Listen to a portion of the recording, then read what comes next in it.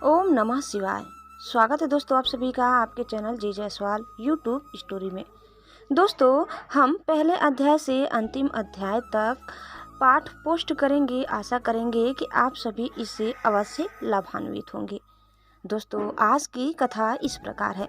शौनक जी बोले, हे सूत, हे महाभाग, हे व्यास शिष्य, हे आकमस, आपके मुख कमल से अनेक आख्यानों को सुनते हुए हम लोगों की तृप्ति नहीं होती है, अपितु बारे में सुनाने की इच्छा बढ़ती जा रही है। तुला राशि में स्थित सूर्य में कार्तिक मास का महात्म्य, मकर राशि में माघ मास का महात्म्य और मेष राशि में स्थित सूर्य में वैशाख मास का महात्म्य और इसके साथ साथ उन मासों के जो भी धर्म है उन्हें आपने भली भांति कह दिया। यदि आपके मत से इनसे भी अधिक महिमामय कोई मास हो तथा भगवत प्रिय कोई धर्म हो तो आप उसे अवश्य कहिए, जिसे सुनकर कुछ अन्य सुनने की हमारी इच्छा न हो। वक्ता को श्रद्धालु श्रोता के समझ कुछ भी छिपाना नहीं चाहिए। सूत जी बोले, हे मुनियों, आप सभी लोग सुने। मैं आप लोगों के वाक्य गौरव से अत्यंत संतुष्ट हूँ।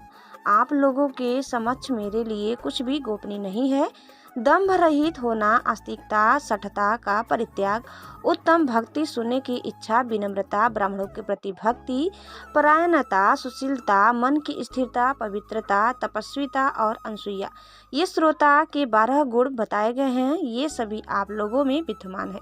अतः मैं आप लोगों पर प्रसन्न होकर उस तत्व का वर्णन करता हूँ।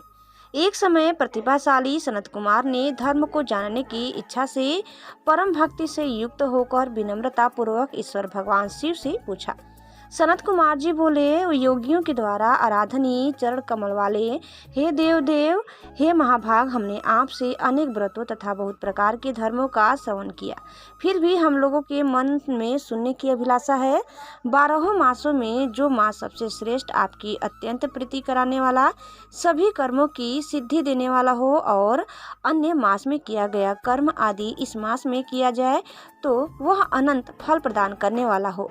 हे देव, उस मास को बताने की कृपा कीजिए। साथ ही लोक अनुग्रह की कामना से उस मास की सभी धर्मों का भी वर्णन कीजिए। ईश्वर बोले, हे सनत कुमार, मैं अत्यंत गोपनीय भी आपको बताऊंगा। हे सुब्रत, हे विधि नंदन, मैं आपकी श्रवण इच्छा तथा भक्ति से प्रसन्न हूँ। 12 मासों में श्रावण मास मुझे अत्यंत प्रिय है। इसका महात्म्य सुनने योग्य है, अतः इसे श्रावण कहा गया है। इस मास में श्रवण नक्षत्र युक्त पूर्णिमा होती है, इस कारण से भी इसे श्रावण कहा गया है। इसके महात्म्य के श्रवण मात्र से यह सिद्धि प्रदान करने वाला है, इसीलिए भी यह श्रावण संज्ञा वाला है। निर्मलता गुण के कारण यह आकाश के सदृश है, इसलिए नभा कहा गया है। इस श्रावण मास के धर्मों की गणना करने में इस पृथ्वी लोक में कौन समर्थ हो सकता है। जिसके फल का संपूर्ण रूप से वर्णन करने के लिए ब्रह्मा जी 4 मुख वाले हुए, जिसके फल की महिमा को देखने के लिए इंद्र 1000 नेत्रों से युक्त हुए और जिसके फल को कहने के लिए शेषनाग 2000 जीवाओं से संपन्न हुए। अधिक कहने से क्या प्रयोजन। इसके महात्म्य को देखने और कहने में कोई भी समर्थ नहीं है। इसलिए हे मुने, अन्य मास इसकी एक कला को भी नहीं प्राप्त होते हैं। यह सभी व्रतों तथा धर्मों से युक्त है। इस महीने में एक भी दिन ऐसा नहीं है जो व्रत से रहित दिखाई देता हो। इस माह में प्रायः सभी तिथियां व्रत युक्त है। इसके महात्म्य के संदर्भ में मैंने जो कहा है वह केवल प्रशंसा मात्र नहीं है। आर्तो, जिज्ञासु, भक्तों, व्रत अर्थ की कामना करने वाले, मोक्ष की अभिलाषा रखने वाले और अपने अपने अभिष्ट की आकांक्षा रखने वाले चारों प्रकार के लोगों, ब्रह्मचर्य, गृहस्थ, वानप्रस्थ, संन्यास आश्रम वाले को इस श्रावण मास में व्रता अनुष्ठान करना चाहिए।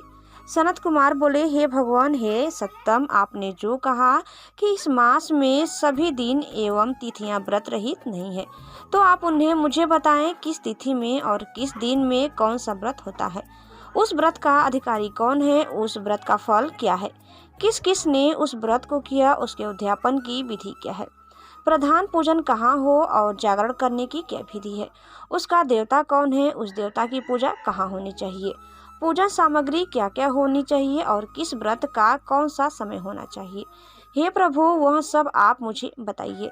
यह मास आपको प्रिय क्यों है? किस कारण यह पवित्र है? इस मास में भगवान का कौन सा अवतार हुआ? यह सभी मासों में श्रेष्ठ कैसे हुआ? और इस मास में कौन कौन धर्म अनुष्ठान के योग्य है? हे प्रभु, यह सब बताएं। आपके समक्ष मुझ अज्ञानी का प्रश्न करने में कितना ज्ञान हो सकता है, अतः आप संपूर्ण रूप से बताएं। हे कृपालो, मेरे पूछने के अतिरिक्त भी जो जो शेष रह गया हो उसे भी लोगों के उद्धार के लिए कृपा करके बताएं। रविवार, सोमवार, भौमवार, बुधवार, बृहस्पतिवार, शुक्रवार और शनिवार के दिन जो करना चाहिए, हे विभो, वह सब मुझे बताइए। आप सबके आदि में आविर्भूत हुए हैं, अतः आपको आदि देव कहा गया है। जैसे एक की विधि बाधा से अन्य की विधि बाधा होती है, वैसे ही अन्य देवताओं के अल्प देवत्व के कारण आपको महादेव माना गया है। तीनों देवताओं के निवास स्थान पीपल वृक्ष में सबसे ऊपर आपकी स्थिति है। कल्याण रूप होने के कारण आप शिव हैं और पाप समूह को हरने के कारण आप हर हैं। आपके आदिदेव होने में आपका शुक्ल वर्ण प्रमाण है, क्योंकि प्रकृति में शुक्ल वर्ण ही प्रधान है। अन्य वर्ण विकृत है। आप कर्पूर के समान गौर वर्ण के हैं, अतः आप आदिदेव हैं। गणपति के अधिष्ठान रूप 4 दल वाले मूलाधार नामक चक्र से ब्रह्मा जी के अधिष्ठान रूप 6 दल वाले स्वाधिष्ठान नामक चक्र से और विष्णु के अधिष्ठान रूप 10 दल वाले मणिपुर नामक चक्र से भी ऊपर आपके अधिष्ठित होने के कारण आप ब्रह्मा तथा विष्णु के ऊपर स्थित हैं। यह आपकी प्रधानता को व्यक्त करता है। हे देव, एकमात्र आपकी ही पूजा से पंचायतन पूजा हो सकती है, जो कि दूसरे देवता की पूजा से किसी भी तरह संभव नहीं है। आप स्वयं शिव है। आपकी बाईं जांघ पर शक्ति स्वरूपा दुर्गा, दाहिनी जांघ पर गणपति, आपके नेत्र में सूर्य तथा हृदय में भक्तराज भगवान श्री हरि विराजमान है। अन्न के ब्रह्म रूप होने तथा रास के विष्णु रूप होने और आपके उसका भोक्ता होने के कारण हे ईशान, आपके श्रेष्ठत्व में किसे संदेह हो सकता है। सबको विरक्ति की दीक्षा शिक्षा देने हेतु आप शमशान में तथा पर्वत पर निवास करते हैं। पुरुष सूक्त में उतामृत से ये सानो इस मंत्र के द्वारा प्रतिपादन के योग्य है। ऐसा महर्षियों ने कहा है। जगत का संहार करने वाले हलाहल को गले में किसने धारण किया? महाप्रलय की कालाग्नि को अपने मस्तक पर धारण करने में कौन समर्थ था? संसार रूप अंधकूप में पतन के हेतु कामदेव को किसने भस्म किया? आप ऐसे हैं कि आपकी महिमा का वर्णन करने में कौन समर्थ है? एक तुच्छ प्राणी मैं करोड़ों जन्मों में भी आपके प्रभाव का वर्णन नहीं कर सकता, अतः आप मेरे ऊपर कृपा करके मेरे प्रश्नों को बताएं।